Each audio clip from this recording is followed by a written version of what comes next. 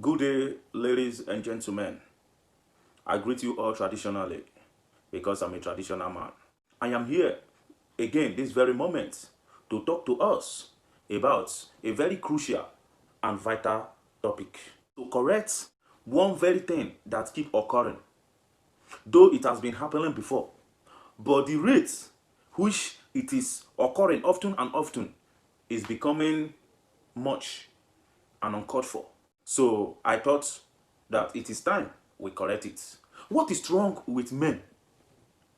No, we men, what is wrong with us? We know that women have their own on their head, they have their own palaba, normal. But at least women, we should respect ourselves. Why is it that some men like to take risk that is more than their life? Normal, we know that I personally, I believe in risk. I believe that life is all about risk. Even as I'm here, sitting, talking to you, I'm taking a very big risk. And he that is afraid of taking risk is afraid of success. But at the same time, it is not all risk that you need to take. Even if you must take some risk, you must have to think your left or right before taking those risks. You take risk with wisdom. You don't take risk like a foolish man. Because if you take risk foolishly, you'll die foolishly. Now, what I'm talking about is this. I keep seeing men who are rightfully married, they have wedded their wife, either in church or in court, in anywhere. You have one suit, your wife has one wedding gown. They blessed both of you as man and wife. Then maybe after a couple of years, no matter what happened between you and that your wife, you don't have rights, any more right to go and wed another woman. It is very wrong.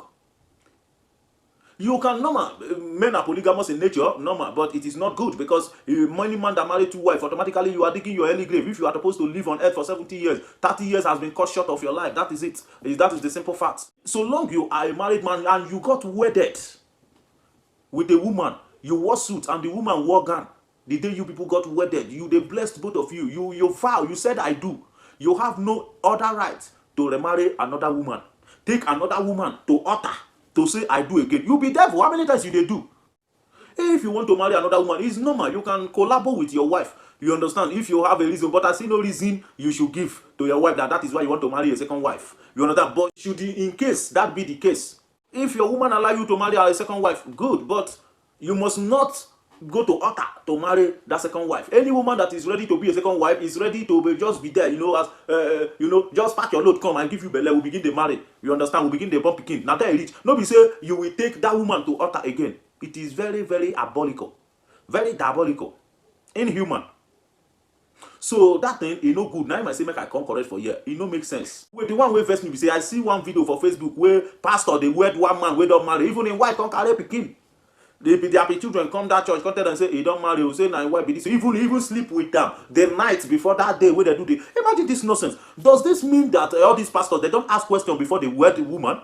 Before you wed couples in church, you don't ask questions, you don't investigate, you don't do your findings to know if you can wed those couples. Now wow, this is why I keep talking about church. They turn church to politics. Anybody that just come to say I want to wed because of what they will benefit from that wedding, they will just fix wedding without any thorough investigation, without findings to know if that marriage can duly hold, if that marriage can be lawful or not. The thing, so that is why I said I should come here and lay it. We should stop it, please, men. If you at all you want to have a second wife, so long you have wore suits and gown, they have wedded you in a church, in court, or anywhere, you have taken that vow, I do, till death do you part, all those things, that woman you say I do to, that first time you wore a suit for, that wore gown for you, at your first, that is your lawfully wedded wife. You don't have rights to make another woman wear gown for you again or wear suit for another woman again. No. Any second woman that want to come in again as a second wife, she'll just come, give her belly. You go just be baby making machine. You understand? You go to leave your house. That is it. That is the title. Baby making machine.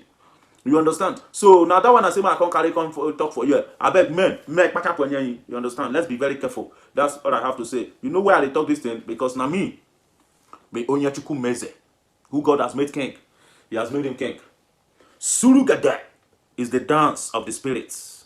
A child that wants to know the cause of his parents' death must be ready to dance to the tune of Surugada, who she say more in my dialects. My brother, waiting you not know. And he senior you. You know why? Because now your grandpapa, now your grandmama. Now so the matter be, no to talk about them. One love my people. It's your boy Onyachuku Meze. Mwah.